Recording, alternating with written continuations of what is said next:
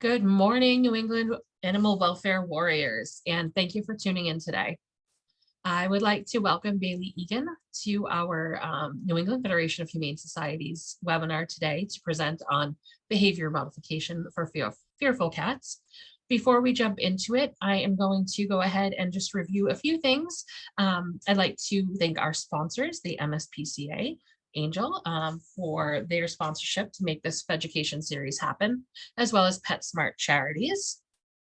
I would also like to welcome you all and ask you to introduce yourselves in the chat.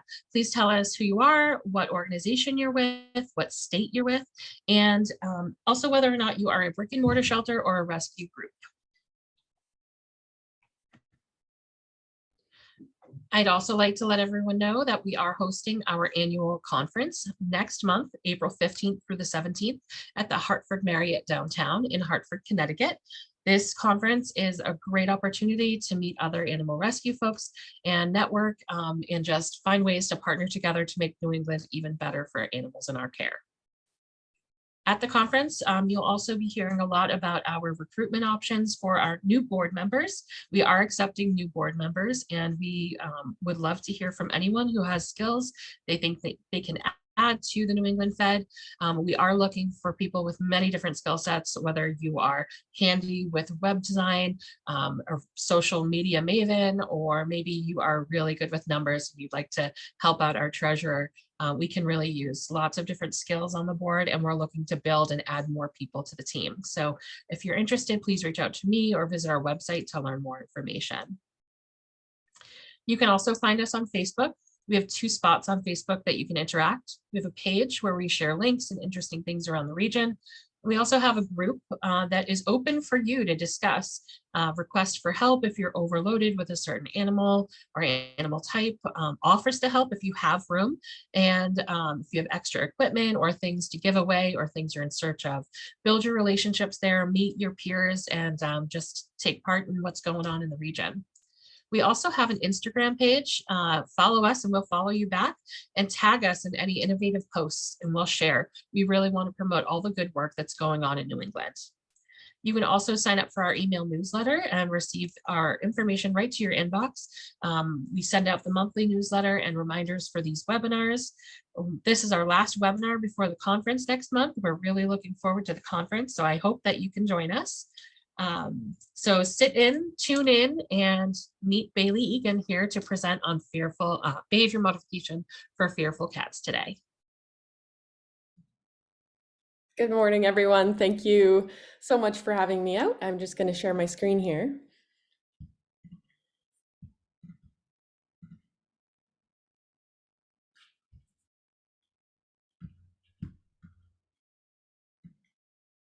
All right.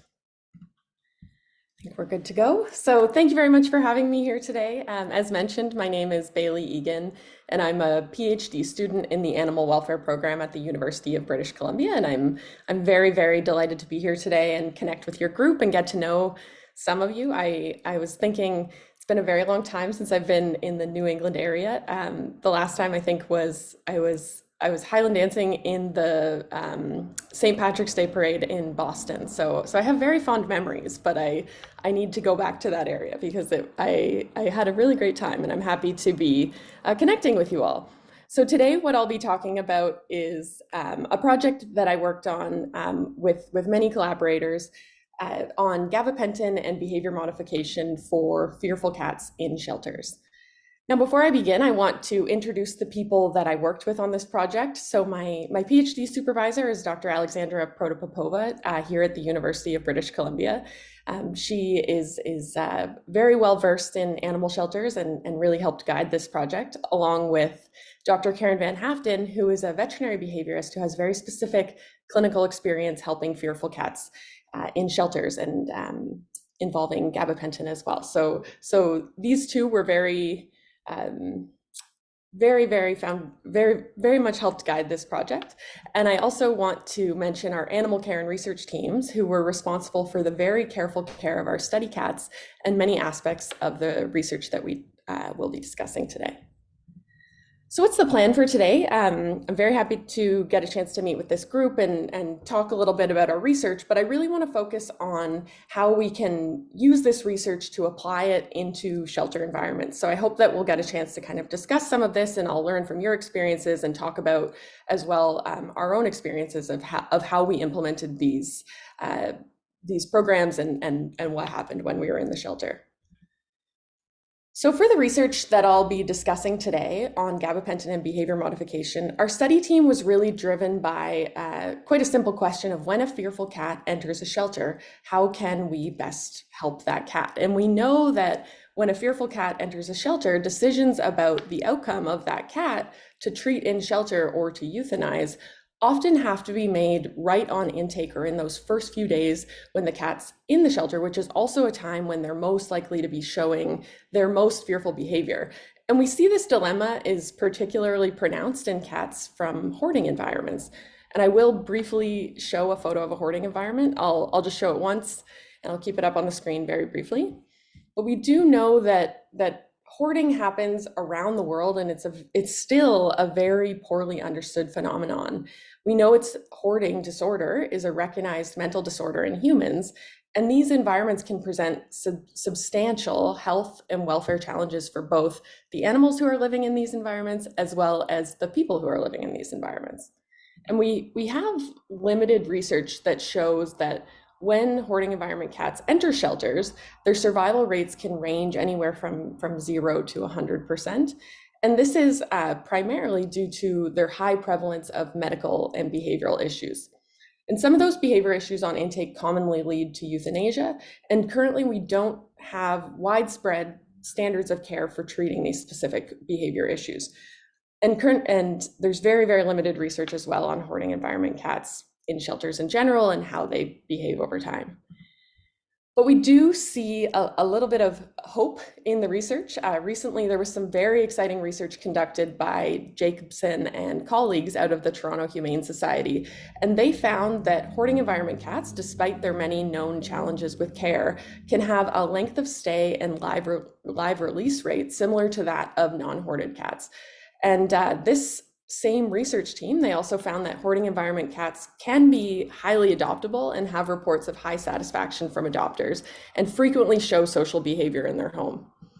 So specifically, what I want to bring your attention to is some of these really interesting results from a 2022 publication of theirs that you can see in the pink circle. So this shows the percentage of cats that were reported to be super social or social at 3 time points. So the blue is 1 week in the shelter. Next, the kind of peach bar, that's 1 week post-adoption. And then the third is over a week post-adoption. So as you can see, a large number of cats in their study fell into these categories of super or social, social or super social, despite showing that really highly fearful behavior on intake. So from this study, we see that hoarding environments cats have a great potential for successful treatment and adoption in homes. And not only may they be okay to cope in homes, but they may actually even show really social behavior as well. So of course, treatment though of hoarding environment cats and highly fearful cats, as I know you all know very well, does require careful management and care. And some strategies do exist for treating fearful cats that can be applied to hoarding environment cats, such as behavioral conditioning programs, behavior modification programs, training or gentling programs, all aiming to decrease fear of humans. And then also those daily techniques that we use, like low stress and passive handling, to try to make our interactions with these cats a little more positive. And then additionally, of course, fast-acting anxiety medication may also be beneficial in the treatment of these cats. So the medication that I'm going to be discussing today is, of course, gabapentin. It's an inexpensive medication used for epilepsy and pain in cats. And there has been a little bit of research that's shown that a single dose of gabapentin can have anxiety-reducing effects in cats during short-term events, such as vet appointments or during a trap, neuter, and return program. However, the ongoing use of gabapentin for the treatment of fear and anxiety has not been tested in fearful cats. So we set out to do exactly that. Our study had two aims. The first was to assess the effects of daily gabapentin administration. And we did test this at a low dose, 10 milligrams per kilogram, twice a day, on behavior modification progress and cat stress in the shelter. And then also, we wanted to report generally on the behavior and in-shelter progression of hoarding environment cats. So, how did we go about doing this? So we did have a unique opportunity to create kind of an animal shelter research lab, and we did this at the British Columbia Society for the Prevention of Cruelty to Animals. This was at their then Richmond branch. So this meant that we were able to kind of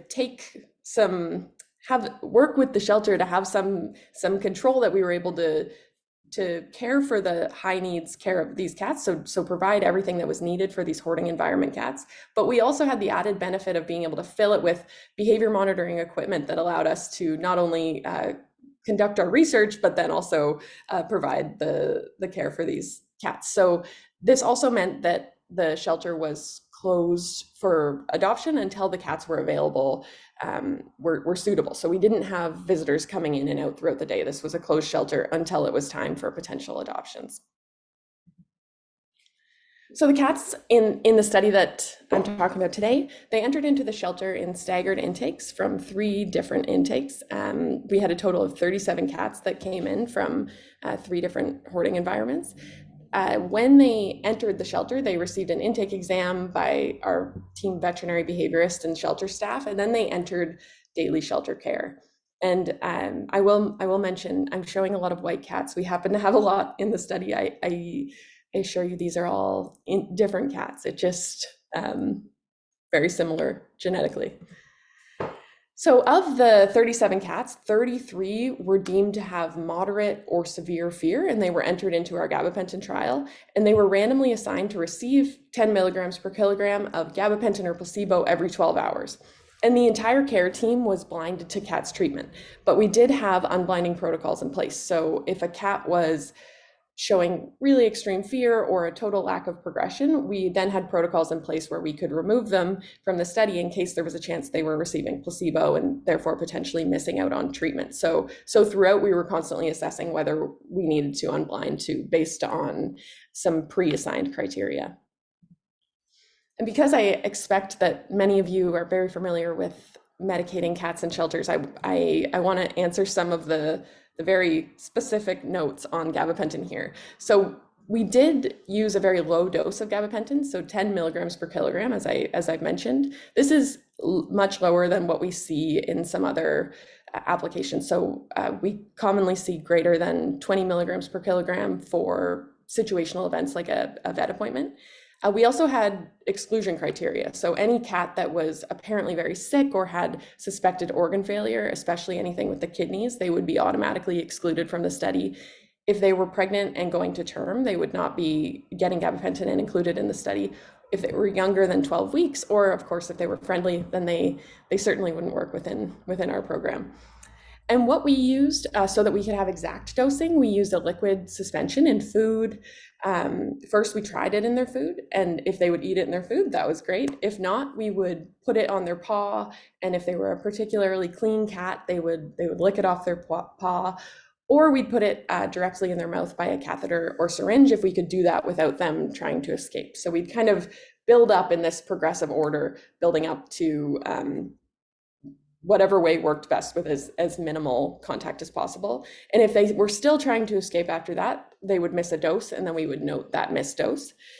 And I also want to note, for using this in the shelter, we use this liquid formulation so that we could have the exact dose, but very generally we see in shelters, capsule formulation is generally cheaper than liquid. So you can usually split up a pill or crush up a pill, put it in food, or if the cat's able to tolerate a full pill, often you can get a precise enough dose with not using capsule formulation, but actually using a pill. So of those fearful cats, they entered into the standardized behavior modification program that was ultimately aiming to decrease fear of humans.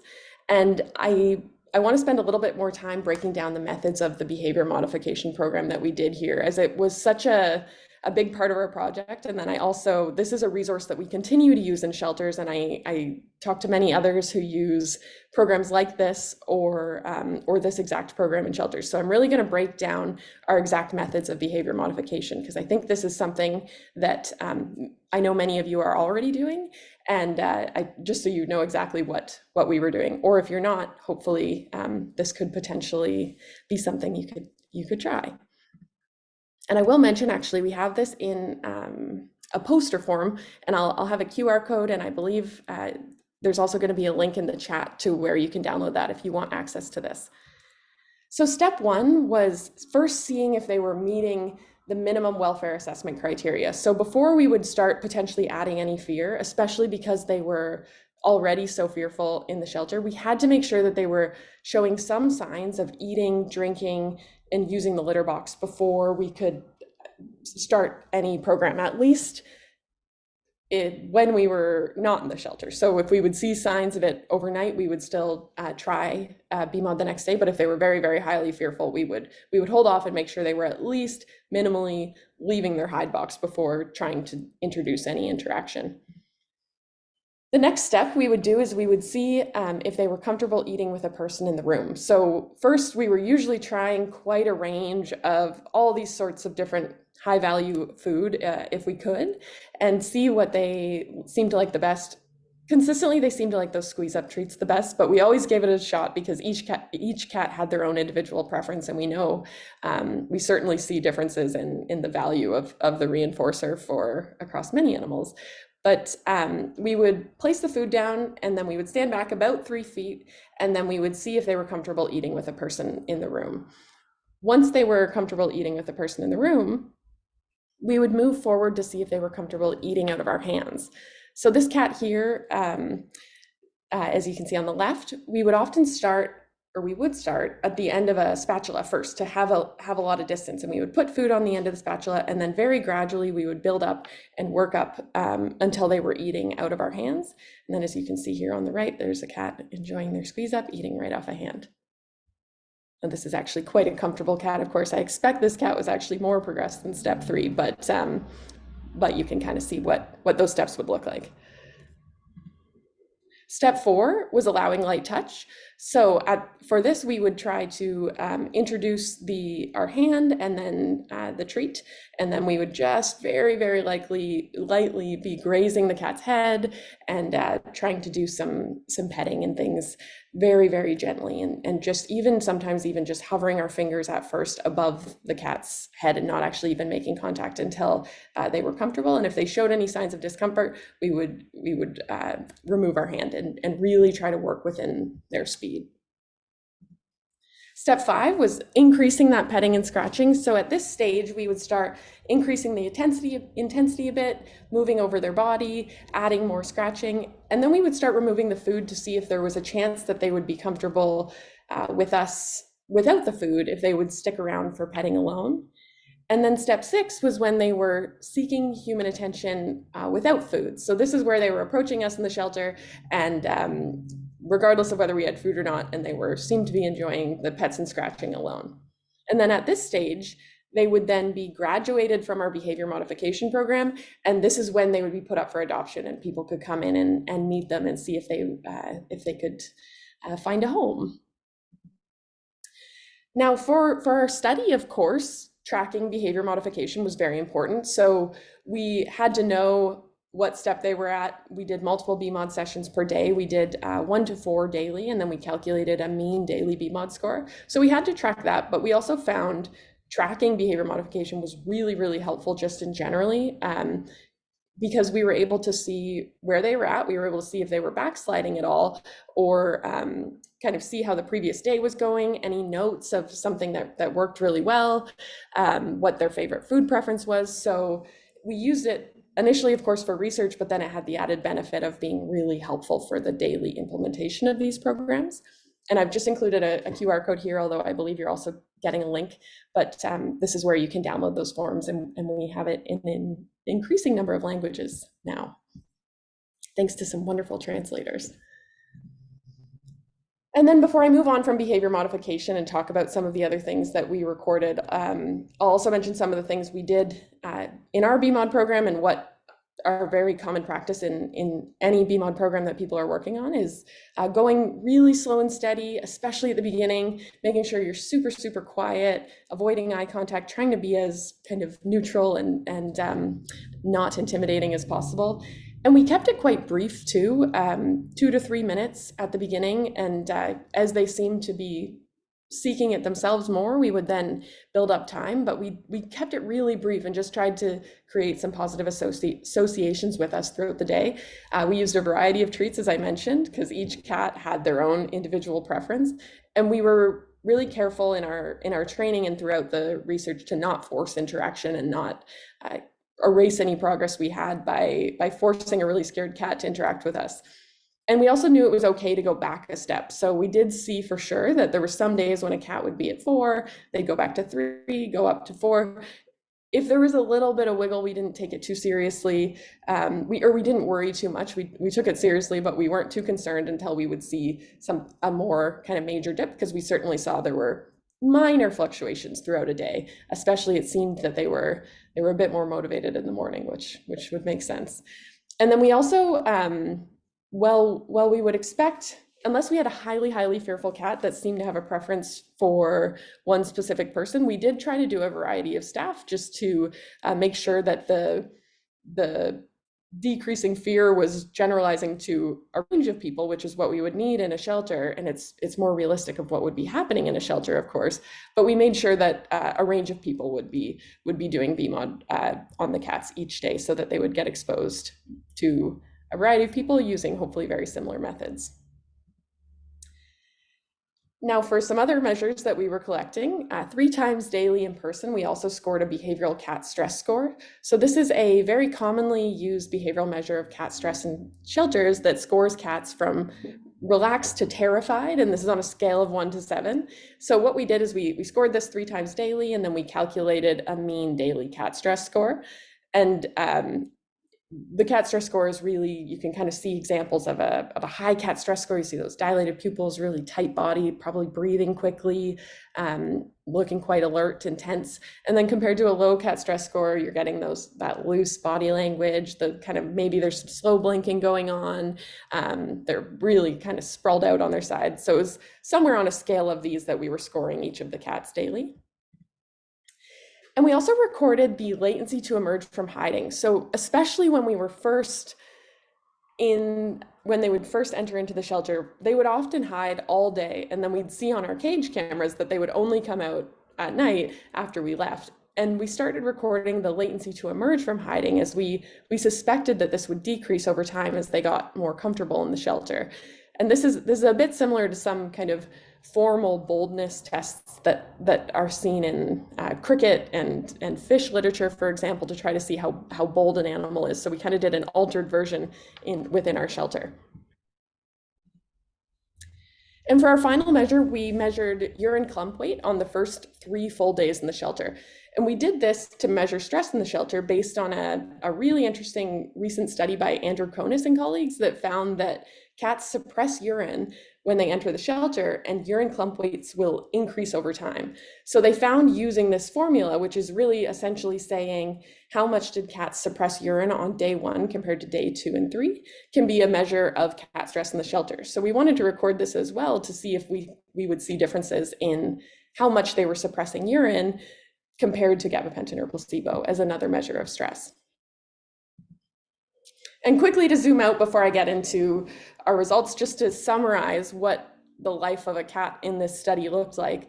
Following the blue path, they would enter intake if they met, or they would enter the shelter. If they met the study criteria, they would then begin on all of those daily study procedures that I've been talking about, until they graduated from behavior modification. And at this stage, this is when gabapentin or placebo would be stopped. So cats were not continuing to receive gabapentin or placebo once they were adopted or once they were already graduated. Once the behavior modification program was done, so was the treatment. And then they would be ready for their outcome. So they were adopted when they were medically suitable, which was 33 of our cats. They were euthanized for medical reasons if if they unfortunately were not able to be treated in shelter, and then 2 were also euthanized for behavioral reasons where the fear was too extreme. And I do want to also mention that at any point in the study, they were able to be unblinded and removed if they were not progressing and if there was concern about that individual cat's welfare. So for statistical analysis, we did conduct a number of models looking at all of those outcome measures. So behavior modification, cat stress score, latency to emerge, and urine suppression. And for the sake of time and to focus on practical applications, I won't go into detail on this, but I am really happy to answer questions on it. But I really want to focus on kind of the main results and how it applies to shelters. But please do let me know if you want to chat about this. So on to the fun stuff. Here are the days to graduate the behavior modification program for 33 fearful cats. So as you'll see, all but 4 cats graduated, meaning that they were consistently seeking human attention without treats. And this was in a median of 14 days, which was much faster than what we predicted. We thought this would take longer. So we were quite encouraged to see this. Now, 2 of those cats that didn't graduate, they were transferred at BMOD stage 5. So they didn't technically graduate, but they were ultimately adopted from where they had to be transferred to. And unfortunately, we did have 2 that were euthanized due to persistent fear. Now, of course, our requirement, I expect you're thinking, consistently seeking human attention without treats, that isn't a requirement for adoption. Usually that is quite a high bar for a fearful cat in the shelter. So we also looked at some of those earlier steps that would also be relevant. So as you can see top right, that it took only a median of 9 days for cats to seek human attention for the first time. So that was the first time they met step 6. And then days to step 5 and days to step 4, cats were really meeting these steps very, very quickly. And considering they entered the shelter showing levels of fear that put them at risk of euthanasia, we were very surprised and happy to see that within a median of 5 days, they were allowing light touch from humans, which in itself could often be enough for adoption. And in our experience, this was a relatively limited time investment, so it was great to be able to get that information. And one thing I want to mention before going into anything on the treatment groups, we saw progression in cats regardless of treatment groups. So we saw BMOD progression ongoing for gabapentin and placebo.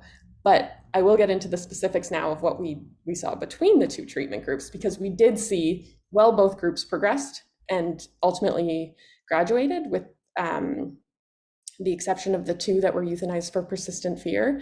We did see that gabapentin predicted faster BMOD graduation. So looking at this plot here, the dark purple line represents the gabapentin group and the light purple dotted line shows the placebo group. So we found, and then of course along this x-axis, you're seeing the days to BMOD graduation. So we found that gabapentin predicted a faster time to graduation compared to the placebo group.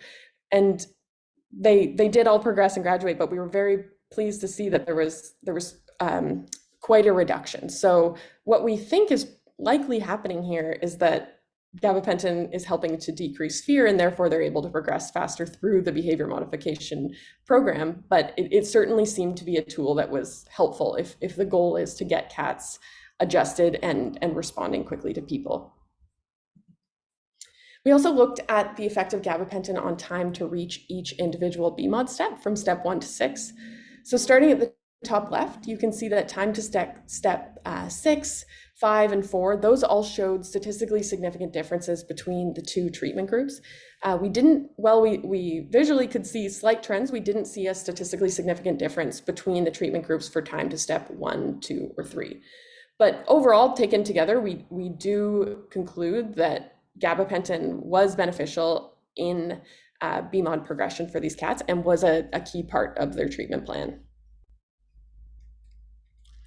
Now, talking about cat stress score, we also saw a statistically significant difference with cat stress score in treatment group. So again, cats in the gabapentin group represented by purple, we saw a slightly decreased cat stress score. Everyone's cat stress score decreased over time, but we saw a slightly decreased cat stress score in gabapentin compared to placebo.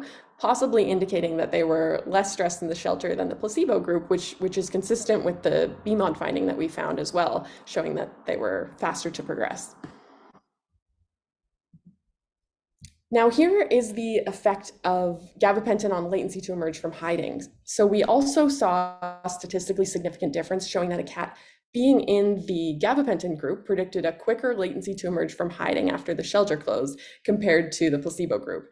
And what I really find particularly interesting, especially, is the difference in those first few days, right when they arrived in the shelter, as this time to emerge, what we were seeing is approximately within the range of when we would be expecting the gabapentin to kick in. So it seems from the latency to emerge as well that gabapentin was helpful in getting cats to come out of hiding after the shelter closed to then hopefully do those behaviors that are so important, like eating, drinking, and using the litter box. And then finally, looking at differences in urine suppression between the two treatment groups. We did find a statistically significant difference between the gabapentin and placebo cats, with more urine suppression occurring in placebo cats. So another way of saying this is they were the cats in the placebo group were holding in their urine more in the first few days in the shelter compared to gabapentin, which we do know is consistent with other measures of stress. So from this as well, it seemed that the gabapentin cats were less stressed. But I want to mention here the smaller sample size. So this required that we were able to get a clump weight from the litter box, and sometimes, you know, the chaos sometimes when you come in the morning and litter boxes are upside down or something. So we weren't always able to get clump weights. So this is why the sample size is a bit smaller for this one. But overall, looking at the differences between differences between the gabapentin and placebo group, we found that gabapentin at 10 milligrams per kilogram twice a day in the shelter predicted a decreased cat stress score, an increased behavior modification score, a decreased latency to emerge from hiding, and a decreased urine suppression compared to placebo groups. So from this, we conclude that gabapentin at 10 milligrams per kilogram was beneficial in the treatment of cats from hoarding environments. Now, we did try, very limited respondents. We did try to follow up as well afterwards because we hoped to see whether these experiences in the shelter had any difference on the cats when they got into their homes, and was their in-shelter behavior predictive of their post-adoptive behavior, and were gabapentin cats adjusting any better to being in the home? Could that sort of thing carry through? But unfortunately, because we had very limited survey respondents, only 7 were we able to get follow-up on. We can't really see anything between treatment groups, or we can't really properly analyze that question. But we did see among the limited survey respondents that despite showing unsocial behavior in the first week when they got home and among unfamiliar people, cats did show social behavior 1 year post-adoption when we followed up again. So we see stories like Bunny, who came in, this little black kitten he was a young cat. He was very, very fearful when he came in, and now we get updates like this where he's lounging around his house. He has a buddy, and he actually gets to live on a boat a couple months out of the year, so and go on walks outside. So it sounds like he's doing pretty well, which is a very rewarding part of working with these populations, that's for sure. And overall, we were really thrilled to see generally quite positive outcomes for hoarding environment cats, which is consistent with this growing body of literature that very fearful cats, like those from hoarding environment cats, can be highly treatable in the shelter. We had an 89% survival rate overall. We saw behavior modification program completion in 94% of the fearful cats that entered into the program, and that was in a median of 14 days. And we did find that regardless of whether they were in the placebo group or whether they were in the gabapentin group, they all did progress. Now, before I close, I will say the study did have some limitations and future directions. So we had no control group for behavior modification for ethical reasons within the shelter standards, where all of them received behavior modification. So we don't actually know whether what role behavior modification played in the treatment, we only compared gabapentin compared to placebo. We do see from other shelter research that it seems that behavior modification can be beneficial in decreasing fear in animals, but this was not something we tested specifically within our population for this study. We also did have some small sample sizes for group comparisons. So because we had so few young adults compared to adults and seniors, some of these group comparisons where we might expect differences, like senior cats, maybe we would expect them to progress slower, but we had such a small number of senior cats that we couldn't effectively look at these relationships. And then also there's other variables impacting cat behavior in the shelter, of course, that we are continuing to explore. So medical conditions, in shelter care, method of gabapentin administration. Some of these things would be really, really interesting to explore, some of which we're exploring in an ongoing basis, and others hopefully for future studies. And I do want to close by showing some of these very, very positive outcomes. So a really rewarding part of this research is getting to work directly with these cats, and then where we can get follow-up updates from their homes where they're very loved members of the family. That is really rewarding for our whole team. So I want to thank our funders of the study, NSERC, Fear Free, and the BCSPCA, especially the BCSPCA, for allowing us to conduct this research in collaboration with them.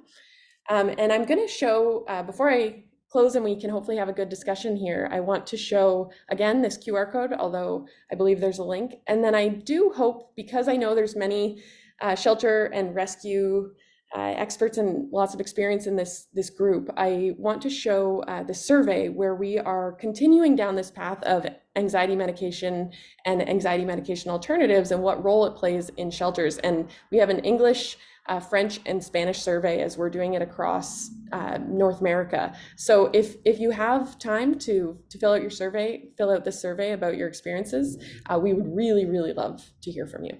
So thank you so much, and I look forward to us chatting.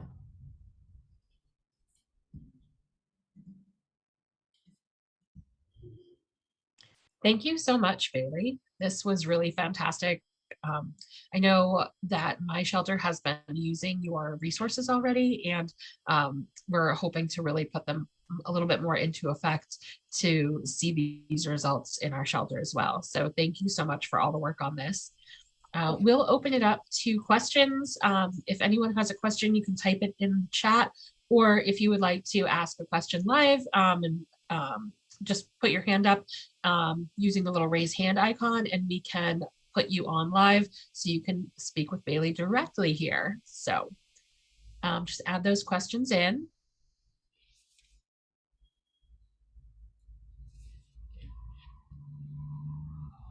We've got some quiet people in the chat today. Early. That's very, very cool to know that you guys are using a similar program. Yeah, I'd love to hear more about that. Does anyone in the chat or anyone watching have anything to share about any sort of current programs you're doing for fearful cats in your shelter, or any comments or questions on the specific steps outlined today?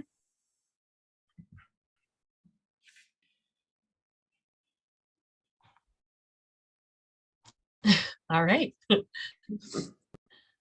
Well, thank you so much, Bailey. I want to, oh, here's a question. How do you balance giving the GABA in a way that might be upsetting versus its benefits? Yes, so that's a really great question, and something I think about a lot, of potentially, because medicating cats can be so challenging, and the aversiveness of giving the medication, is it more aversive than the benefits you may get from having a mild anxiolytic effect of gabapentin?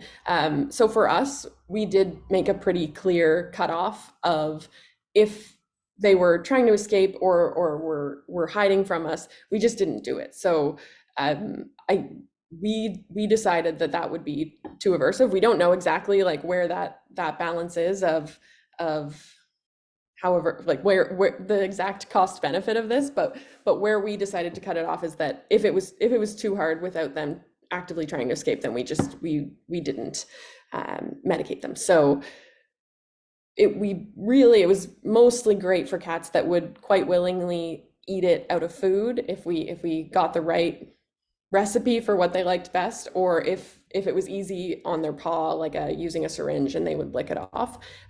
Some cats using the catheter, this is a method that was used by Pankratz and colleagues when they did a trap, neuter, and return program where they used a Tomcat catheter, which means you can have a lot of distance and kind of slip it in their cheek, and then you were able to stay quite far away, and it was a slow, steady stream where that did not seem too aversive. But if none of those could work without it being too aversive, we didn't do it. So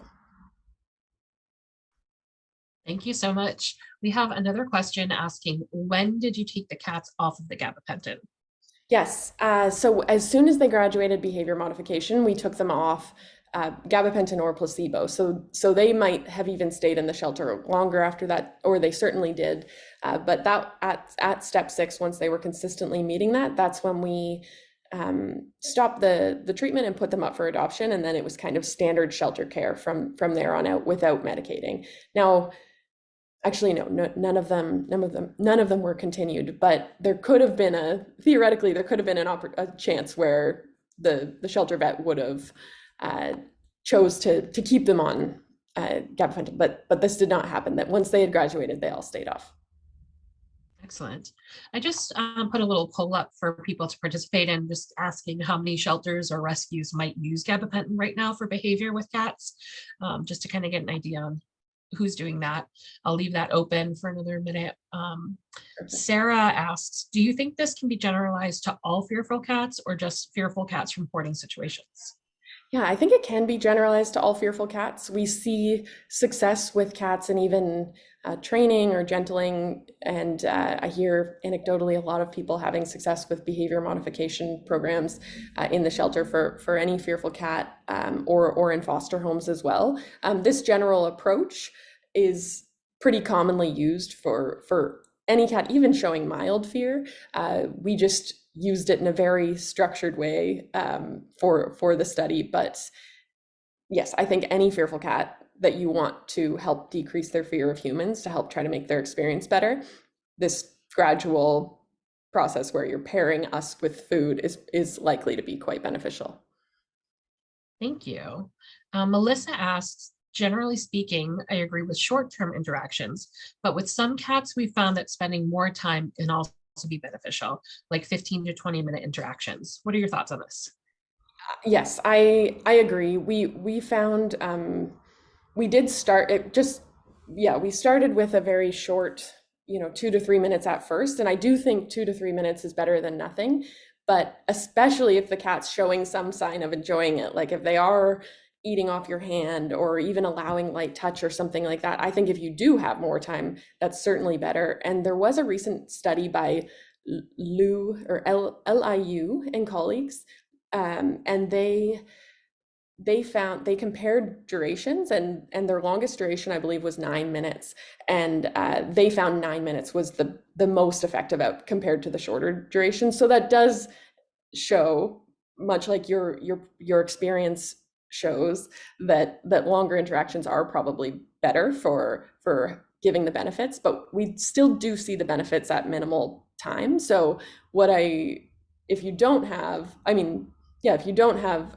large windows of time, I still think it's worth doing it for 2 to 3 minutes. But I absolutely agree with you, Melissa, that it seems like longer interactions would be better if available and if the cat seems to be enjoying it. Thank you. So it looks like through the poll, about 67% of the groups represented today are already using gabapentin for cats for behavior. So that's interesting to me because I didn't think it would be that high. Very, very interesting. Gosh, that would be, if anyone has time to fill out the survey, that'd be really cool data to have too for our next study. Yeah, it'd be fantastic to hear the perspectives and kind of your experiences and challenges with it as well, or what if you're trying anything else. That's the type of thing that we're collecting in that survey. So if you have any time, that would be fabulous. Yeah, and if you're watching today, but you feel like you're not really the right person to fill that survey out for your organization, please watch for the email that we'll be sending out tomorrow. It'll include a link to the survey as well as a link to those resources right on Bailey's website. So you can get that survey into the hands of the right person to answer it if you don't feel like you are the right person on your staff. Or if you're a volunteer, definitely share it along with your org as well. I thought it was great to see so many volunteers and a few foster folks in today. So that was really great. Thank you. I want to thank you so much, Bailey. It doesn't look like there's any other questions, but I really enjoyed this presentation, and I can hear my staff in the other room also enjoying it.